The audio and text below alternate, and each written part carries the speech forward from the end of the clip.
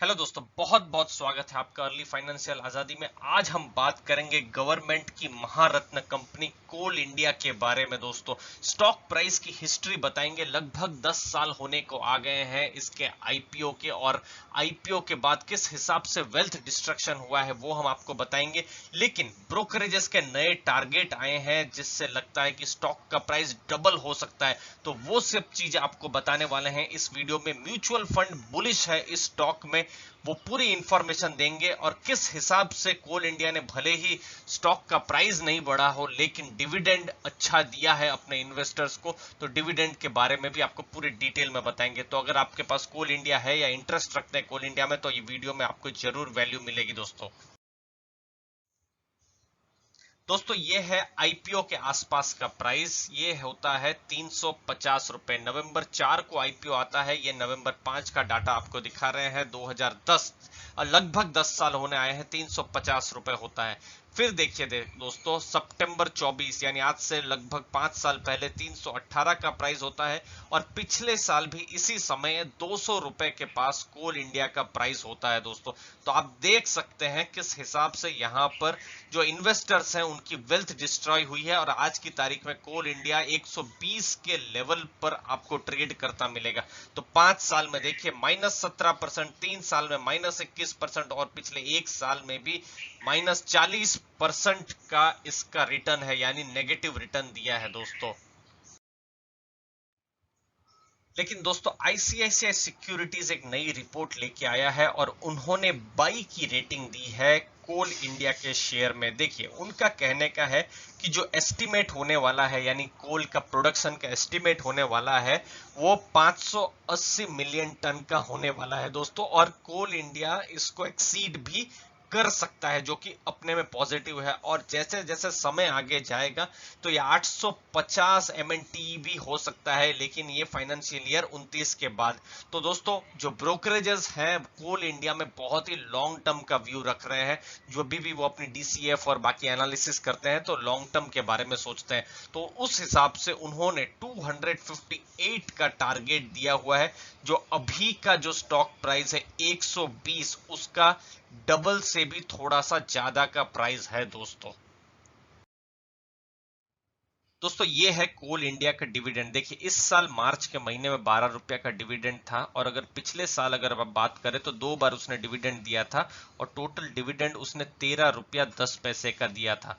फिर आप देखते हैं 2018 में मार्च में उसने 16 रुपया 50 पैसे का डिविडेंड दिया, और लगभग 20 रुपए के आसपास डिविडेंड देते हैं वो 2017 में। तो आप देख सकते हैं जो डिविडेंड जो है वो कम होता जा रहा है। आप ये चीज आप जरूर ध्यान में रखें। तो अगर समझ लीजिए, अगर आज आप लेते हैं और 12 रुपया का ही डिविडेंड आपको मिलता है अगर 120 के प्राइस में, और जब मार्च में डिविडेंड आएगा या फिर दिसंबर में अगर कोल इंडिया देती है, तो आपकी डिविडेंड यील्ड 10% बैठ जाती है। लेकिन ये प्रैक्टिकल नहीं है, क्योंकि बहुत सारे इन्वेस्टर्स ने कोल इंडिया को 200 में लेके रखा है या 250 में लेके रखा है। तो जिन्होंने 200 में लेके रखा है दोस्तों, तो उनके लिए जो डिविडेंड यील्ड जो बैठ रही है वो 6 रुपए की ही बैठ रही है दोस्तों। और जिन्होंने 250 या 300 रुपए में लेके रखा है, तो उनके लिए डिविडेंड यील्ड और कम हो जाती है। तो ये सब चीज को जरूर ध्यान में रखें।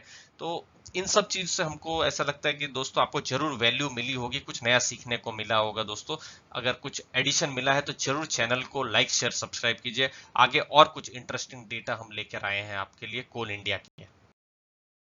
अगली बात है दोस्तों डेटा की। देखिए, रेवेन्यू जो है 9,95,000 मिलियन का है, जो कि बढ़कर हो सकता है 10,31,000। तो रेवेन्यू बढ़ने की उम्मीद है। ये इकोनॉमिक टाइम्स से डेटा हमने लिया हुआ है। नेट इनकम देखिए 1,74,000 मिलियन है, जो कि बढ़कर 1,89,905 हो सकती है, मिलियन हो सकती है दोस्तों। तो वो भी बढ़ने की उम्मीद है दोस्तों। और यहां पर अगर आपको कोई एडवांटेज है तो वो है डिविडेंड यील्ड, जो कि देखिए 10.8 के आसपास अभी बता रही है, तो वो 16 तक जा सकती है, जो कि बहुत ही अच्छी डिविडेंड यील्ड है, जो अगले 3-4 सालों में ये बढ़ सकती है।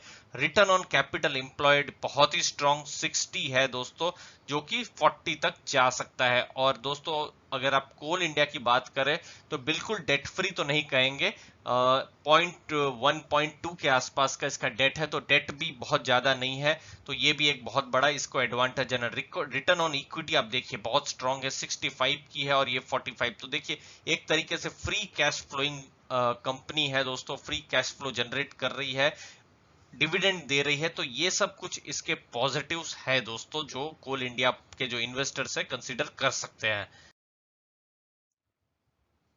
और शायद म्यूचुअल फंड भी शायद इसी को एज ए वैल्यू बाय ले रहे हैं। ये देखिए 3.68 है एचडीएफसी म्यूचुअल फंड का आज की तारीख में, जो उन्होंने अपने पोर्टफोलियो में ये रखा हुआ है। पिछले साल देखिए 1.56 था, तो देखिए डबल कर दिया है, जी हाँ 2x कर दिया है पोर्टफोलियो में एचडीएफसी म्यूचुअल फंड जो है उन्होंने कोल इंडिया को अपने पोर्टफोलियो में।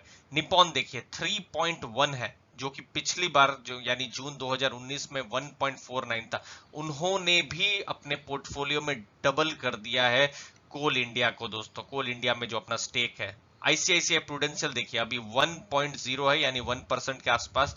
ये देखिए पिछली बार 0.42 था, तो उन्होंने भी डबल किया है। लेकिन हाँ, मार्च के महीने में देखिए थोड़ा सा यहां से थोड़ी सी यहां पर उन्होंने बिकवाली की है, लेकिन ये कोई बहुत नेगेटिव हम नहीं कह सकते हैं।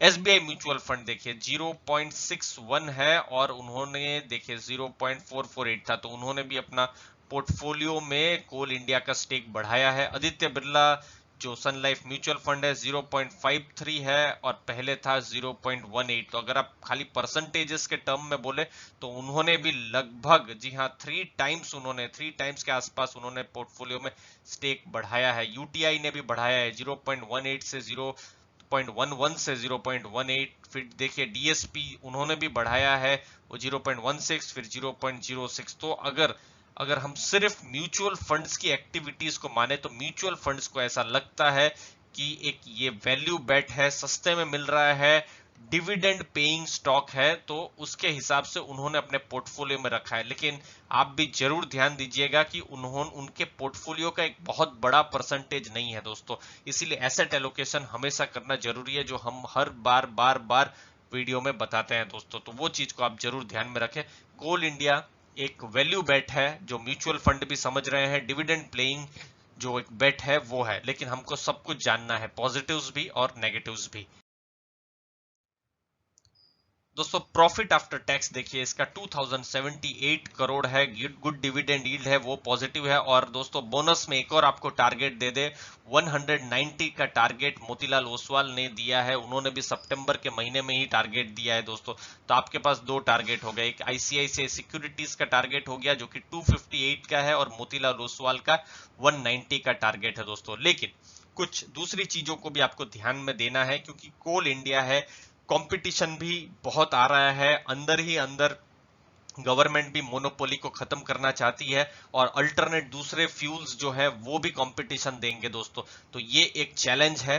दूसरा स्ट्राइक जो होती रहती है जिसकी वजह से इनएफिशिएंसी बढ़ती है, ये हमेशा से कंसर्न रहा है। कभी भी प्राइवेटाइजेशन की बात होती है या गवर्नमेंट का कोई स्कीम आती है तो फिर ऐसी प्रॉब्लम्स आती रही है कोल इंडिया में दोस्तों। तो वो सब चीजों को भी ध्यान में रखें।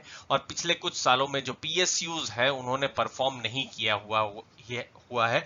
अगर आप पूरे पीएसयू के बंडल को ही अगर आप देखें तो आपको सब चीज को ध्यान में देना है। पूरा न्यूट्रल तरीके से हमने बताने की कोशिश की है वीडियो में। अगर आपको वैल्यू लगी या कुछ नया सीखने को मिला तो जरूर दोस्तों लाइक शेयर सब्सक्राइब कीजिए। आपके समय के लिए दोस्तों बहुत बहुत धन्यवाद।